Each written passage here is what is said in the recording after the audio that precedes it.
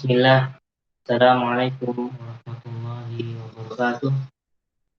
Alhamdulillah. Wassalatu wassalamu ala rasulillah wa ala alihi wa ashabihi wa man tabi'ahum bi ihsan ila yaumiddin. Amma ba'd.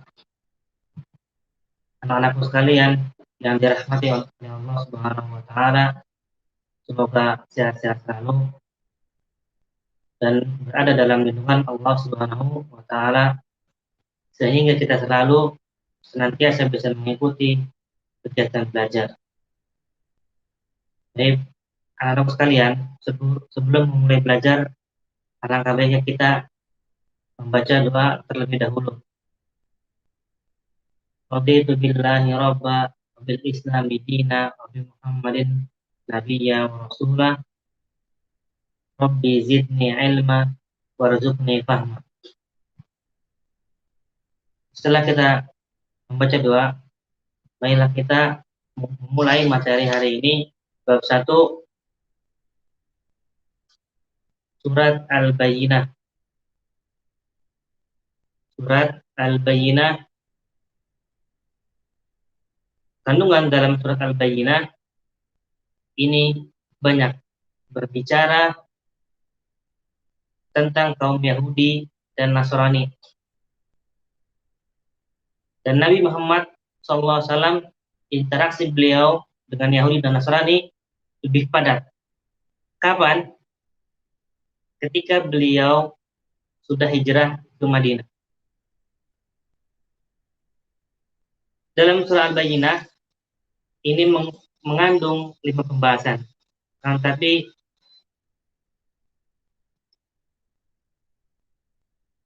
untuk kali ini saya hanya membahas 2 pembahasan. Yang pertama, bahwa surah Al-Bayyinah ini sedang mengupas salah satu perangai atau sifat buruknya orang-orang kafir dari kalangan ahlul kitab maupun kaum musyrik. Ahlul kitab yaitu Yahudi dan Nasrani.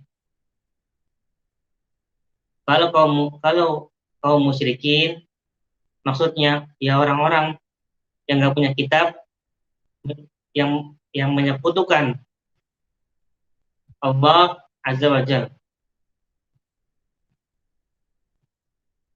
Kalau saat itu dikuasai oleh orang-orang Quraisy yang penyembah berhala.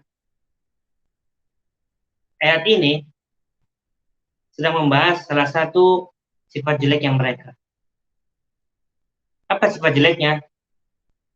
Sifat jeleknya mereka dahulu sebelum diutusnya Nabi SAW, mereka mengaku seandainya nanti di akhir zaman kami tinggalkan, seandainya nanti ada Nabi di akhir zaman, kami tinggalkan agama kami. Dan kami akan mengikuti agama yang dibawa oleh Nabi tersebut. Mereka berbicara sebelum Nabi diutus. Ternyata setelah Nabi diutus, apakah mereka mengikuti Nabi SAW atau tidak? Banyak yang mengikuti, banyak yang tidak mengikuti, ada yang mengikuti. Inilah sifat jelek. Sifat jelek. Bahwasanya mereka sudah janji. Bahwasanya seandainya nanti ada Nabi akhir zaman, kami tinggalkan agama kami. Dan kami akan mengikuti agama yang dibawa oleh Nabi tersebut. Itu sebelum Nabi diutus.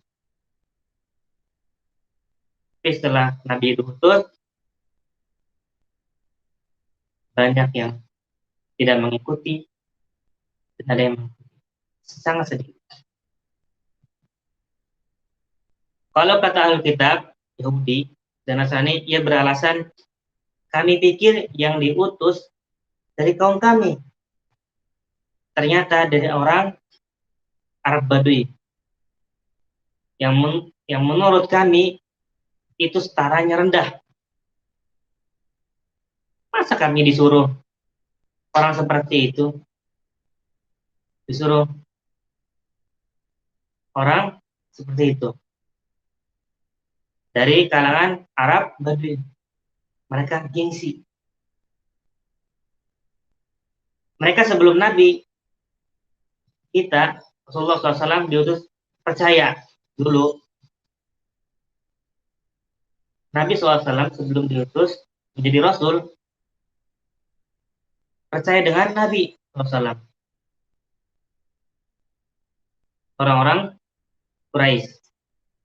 Bahkan Nabi kita Muhammad SAW mendapatkan julukan apa? Al-Amin, yang terpercaya dari orang-orang Quraisy. Kalau kemana-mana, pergi keluar kota, keluar negeri, itu barang itu kepada siapa? Rasulullah SAW.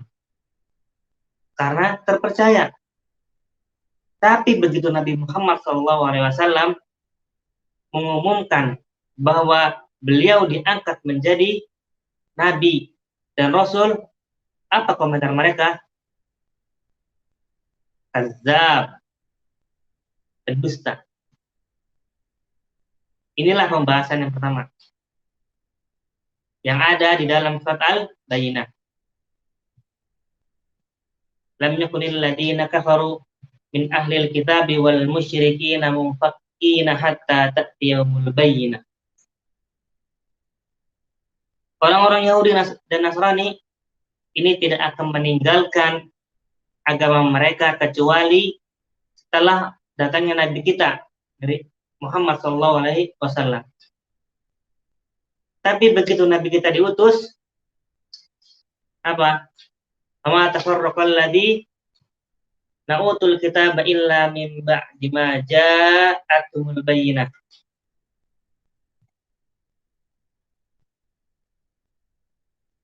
Ternyata realitanya begitu, diutus Nabi SAW, tafarraqa, terpisah. Ada yang ikut, ada yang enggak. Berarti tidak konsisten.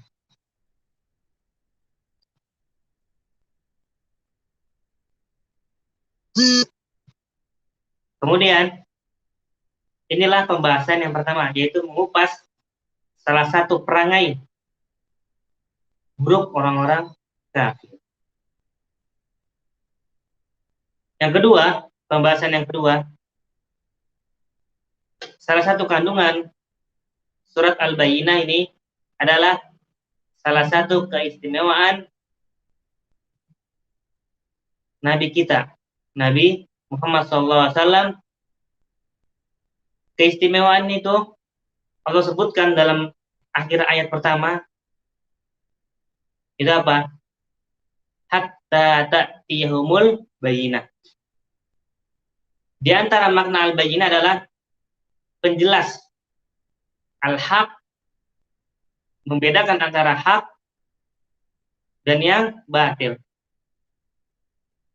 Mana yang benar, mana yang salah. Dan kita harus waspada dengan sebagian orang-orang di zaman ini yang berusaha mengaburkan atau membuat samar antara yang benar dan yang salah.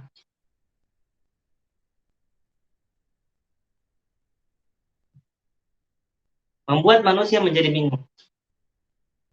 Yang salah mana, yang benar mana. Bagi orang-orang yang tidak mengetahui. Memang itulah cara mereka untuk menyesatkan umat manusia. Wala talbizul haqqa bil batil wa taqtumul haqqa wa antum ta'lamun. Janganlah kalian mencampur adukkan antara yang benar dan yang salah. Dan kalian tahu.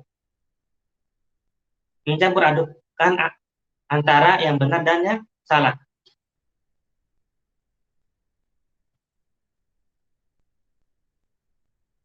Itu spesialisasinya setan. Jadi setan itu menyampur adukkan antara benar dan salah. Dan ini diikuti para penjajah penyimpangan dan kekeliruan di dalam agama kita.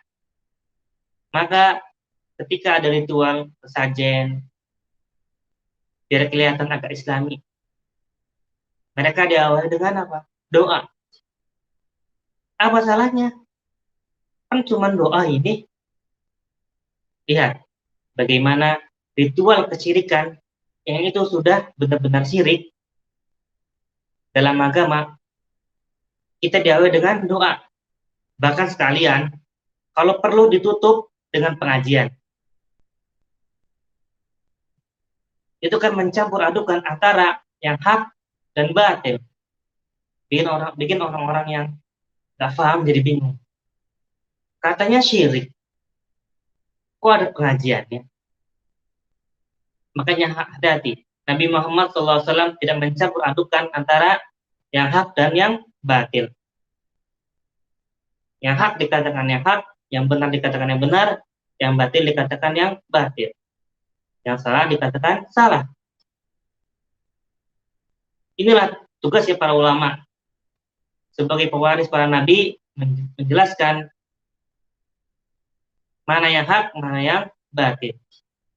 Jadi harus jelas mana syirik, mana tauhid, mana sunnah, mana bid'ah, dan mana taat. Ini harus jelas walaupun nanti penyampaiannya bisa kita kemas dengan kemasan yang sopan santun. Bahkan diperintahkan dalam agama kita, tapi ketika menjelaskan harus jelas mana yang hak, mana yang batil. Ini pembahasan yang kedua, bahwa surat ini membahas salah satu keistimewaan siapa? Keistimewaan ya Rasulullah SAW, bahwasannya beliau datang untuk menjelaskan, membedakan mana yang hak dan mana yang batil, mana yang benar, mana yang salah. Demikian penjelasan untuk pertemuan kali ini, hanya membahas dua penjelasan, yang tiga penjelasan atau tiga pembahasan yang selanjutnya akan dibahas pertemuan yang akan datang. Demikian, bila ada kesalahan itu dari saya dan ada kebenaran itu dari Allah Subhanahu wa taala. Kita akhiri dengan doa penutup majelis. Subhanakallahumma wa bihamdika asyhadu an la ilaha illa anta astaghfiruka wa atubu ilaik. Furqan, aqulu qawli hadza, wassalamu alaikum warahmatullahi wabarakatuh.